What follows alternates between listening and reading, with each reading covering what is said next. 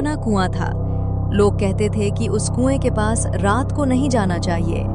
दिन में भी कोई वहां रुकता नहीं था। कुआं टूटा फूटा था। उसके चारों तरफ झाड़ियां उगी हुई थीं और पास ही एक सूखा पीपल का पेड़ खड़ा था।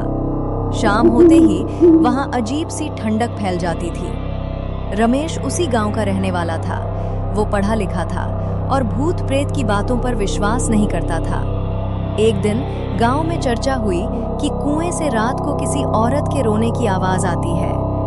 रमेश हंस पड़ा और बोला, ये सब अंधविश्वास है, मैं खुद जाकर देखूंगा। उस रात चांद आधा छिपा हुआ था। रमेश टॉर्च लेकर कुएं की तरफ चल पड़ा। जैसे जैसे वो पास पहुंचा, हवा तेज होने लगी। पीपल के पत्ते बिना हवा के ही हिलने लगे। रमेश का दिल थोड़ा घबराया, लेकिन उसने हिम्मत नहीं हारी। कुएं के पास पहुंचते ही उसे ठंडी हवा का झोंका महसूस हुआ। उसने टॉर्च जलाकर कुएं में झांका। अंदर गहरा अंधेरा था। तभी अचानक उसे धीमी सी आवाज सुनाई दी, मुझे पानी चाहिए। रमेश चौंक गया। आवाज बहुत दर्द भरी थी। उसने चारों तरफ देखा, लेकिन वहां कोई नहीं था। तभी कुएं से एक सफेद साया ऊपर उठता दिखा। वह एक औरत की आकृति थी। उसके बाल बिखरे हुए थे और आंखें खाली सी लग रही थी। रमेश डर के मारे पीछे हट गया। औरत की आवाज स्थिर आई,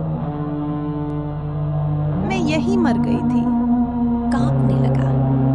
उसे समझ आ गया कि यह कोई साधारण चीज नहीं है। औरत ने बताया कि कई साल पहले उसे कुएं में धक्का दे दिया गया था। तब से उसकी आत्मा यहीं भटक रही थी। रमेश की आंखों के सामने वही दृश्य घूम गया।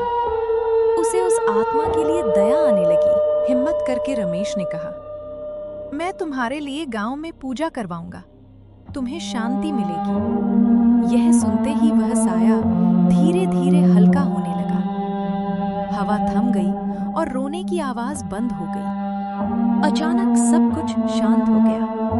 रमेश तेजी से घर की तरफ भागा। अगले दिन उसने गांव वालों को सारी बात बताई।